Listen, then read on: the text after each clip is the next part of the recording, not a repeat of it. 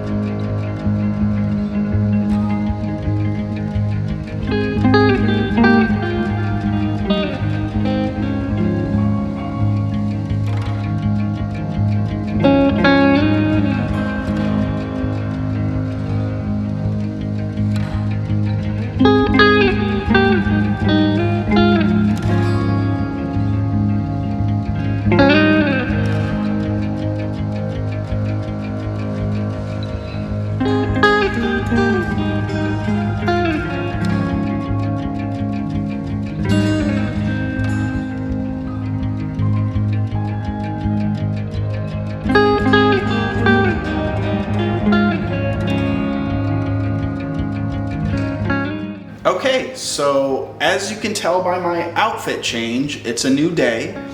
I've already got all of the upper cabinetry removed from the walls, and now it's time to start removing the countertops and the lower cabinetry.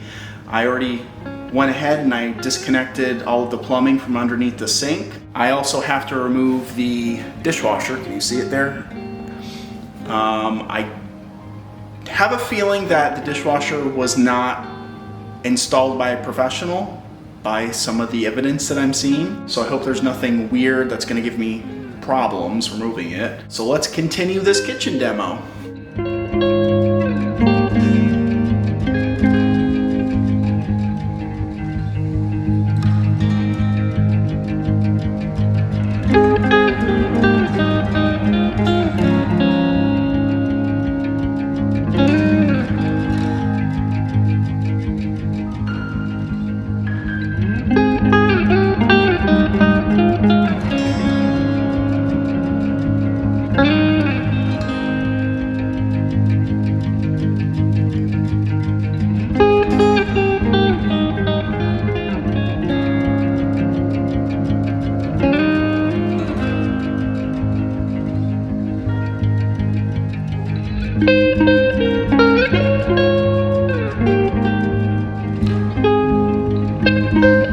We removed all of the kitchen cabinets. As you can see, no more kitchen. We discovered something interesting. I would say it's actually pretty common in an older house like this to find this issue. So let me show you what I'm talking about. So this is the sink drain line here and the water line connections. And you'll notice there's no drywall all along here. This is a concrete block house. You can see the block. And these wood strips are called, I think they're called furring strips. That's what they use to attach the drywall to. But anyways, I'm getting off track a little bit. The reason why there's no drywall here is because I had to remove all of it because it was water damaged. That's very typical in an older house. Plumbing eventually leaks. I'll actually show you here. This is the original hot and cold lines, the old plumbing lines, and it's galvanized pipe, which is infamous for getting rusty inside. You can maybe see how it's rusty color. That's because that's rust. And the pipes eventually rust through and they develop leaks. So inevitably that's what happened with this house. And they installed new CPVC plumbing, which is very common. It's not the only common type nowadays, but it's one of the common types. So it's obvious to me that at some point in the past, the old galvanized plumbing underneath the kitchen sink must have sprung a leak, which destroyed the sink cabinet that was here. I could tell that the previous owner at some point rebuilt the bottom of the sink cabinet with plywood and lumber, but the backer panel on the sink cabinet, which on those cabinets was particle board, which is very common, it basically turned to dust. When I went to pull it out, it just disintegrated into powder in my hand, and that's what happens to particle board when it gets wet. It just disintegrates. So after I pulled all that off, then I saw the drywall was all damaged, and I had to remove that. So we're going to be patching in all of this with new drywall. And then if you look here, I cut a hole there and I cut a hole there. There was holes in the drywall from, I don't know if it was a past renovation when they put up a new backsplash or what, but there were big holes in the wall, and they're bigger than I'm comfortable with patching, so I decided to just cut out sections of the drywall and I'll patch in with new panels of drywall, which is not that big of a deal. It's just another necessary step in the process of renovating this kitchen. What are you gonna do? Welcome to the world of flipping homes. You never know what you're going to uncover. I thought this was pretty neat though. I was surprised to see this. The studs here in this wall are 2x6 studs. That's not something you typically see. Certainly nowadays, I don't believe they build with 2x6 studs unless maybe it's a custom built home. I was really surprised to see that, 2x6 studs, and this is the furring strip on top here. And this is a genuine 2x6 stud. 2x6 studs you buy nowadays, if you actually measure them, they are not a true 2x6. The same thing goes with 2x4s. They're actually smaller nowadays. Okay, so now that we have the kitchen totally gutted, the only thing left to do in the kitchen was remove the ceramic tile floor. And I realized I hadn't shown what flooring was already down when we bought the house, when I did my initial walkthrough tour of the house. So sorry about that, meant to show that and I forgot. But it was just your standard 12x12 beige ceramic tile builder grade stuff, nothing special. That flooring they actually ran not only in the kitchen but in the dining area, in the living room, and into the bedroom hallway. I can show you what's left on the floor that I haven't pulled up yet. So let me show you that real quick. So this is going into the hallway. You could see what the ceramic tile looks like. They ran this all the way through the living room and the dining area back there and the kitchen.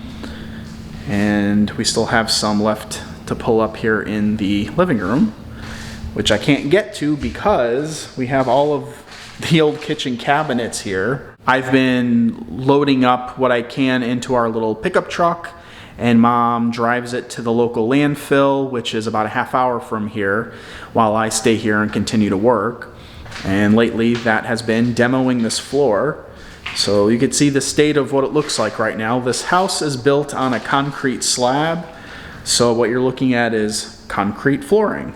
I honestly thought taking up this floor was going to be a huge labor-intensive nightmare. I mean, there is labor involved, don't get me wrong, but it's not as difficult as I thought it was going to be, not in this case anyway. The tiles, I'm using a hammer and a medium-sized crowbar, and the tiles are pretty much just popping up, and they're not leaving much residue from the mortar behind. I do have a floor scraper to take care of what's still stuck to the concrete, but I'm thrilled that this tile is coming up as easily as it is. We're gonna put, at least in the living room and into the hallway, some type of wood look flooring. I haven't made up my mind yet if I want to do vinyl plank or laminate flooring. It's gonna be one of those two choices. And just like in the last flip, I would like to do a light color wood look flooring. I just find it looks fresher and brighter in a house to use light color flooring. When you use dark brown wood, It can look beautiful, don't get me wrong. I've had dark wood floors in my house and loved them, but it can make a house seem a lot darker than it really is. So I prefer something lighter and fresher just to brighten the space up and give a fresher, cleaner impression. I'm not totally sure yet if whatever wood look flooring I put in the living room and the hallway, if I also want to run that into the dining area here. It all depends on what type of flooring I decide to put in the kitchen.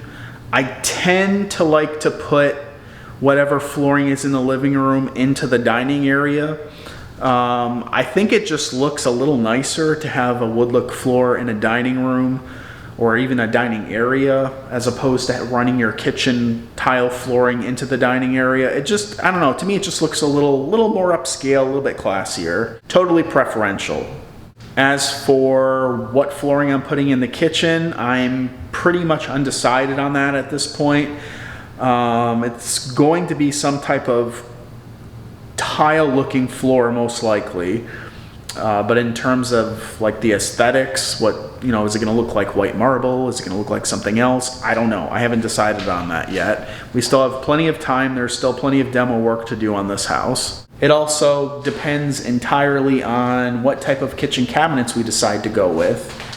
I have my heart set on one particular style right now, but there are some logistical issues with actually buying those cabinets and installing them. I'm not going to go into detail about that now because I don't know that we're even going to go that route. If we do, I'll talk more about it later. The alternative to my first choice instead would be using the ubiquitous white shaker cabinets that I'm so sick of seeing. They look nice, don't get me wrong. Excuse me, I wouldn't mind having white shaker cabinets in my house. Again, just like putting light wood flooring in, using light cabinetry, it makes a kitchen look a little bigger and brighter, and that's my style. I don't like dark kitchens. So no hate against white shaker cabinets if that's what you have. I like them too. But I just dislike that they have become the go-to kitchen cabinets for flippers. And I'm finding out through my search of what kind of kitchen cabinets are out there and what cabinets cost, I'm starting to understand why so many flippers go with white shaker cabinets.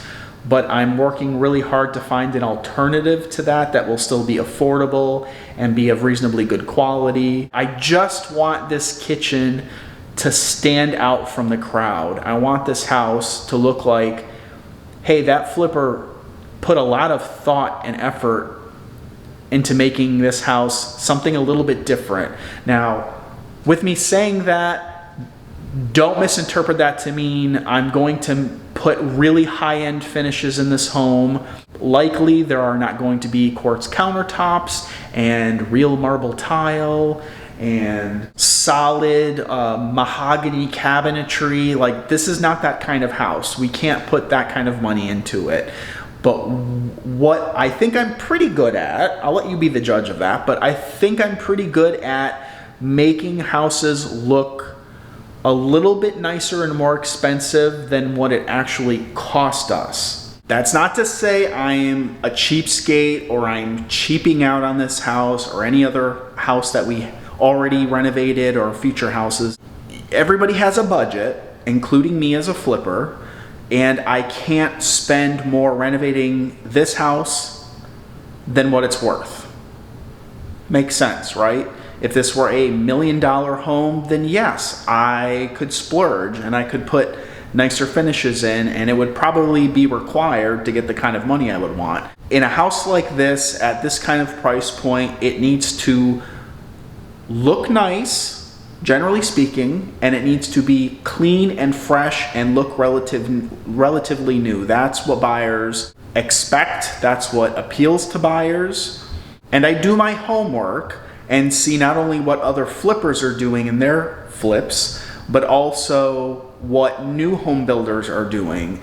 And I can assure you that homes costing $50,000 more than this one have cheaper finishes in them than what I'll be putting in this house. I see new houses on the market that are significantly more expensive than this one, that have, like, you know, 80 cents a square foot, 12 by 12 ceramic tile floors, you know, in your entry. And then they have really cheap grade wall-to-wall carpet in the living room, and they usually run that into the dining room. Why the hell would you put carpet in a dining room? Anyway, rant for another time.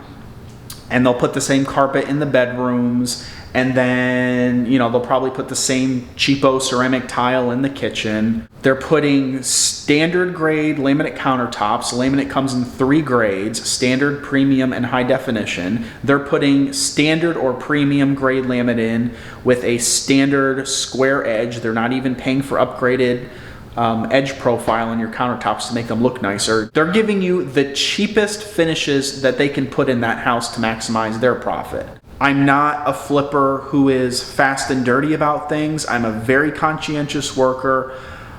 Doing good quality work is important to me, and I want to give people a clean, attractive, safe, durable home. That's important to me because I try to treat people the way I want to be treated.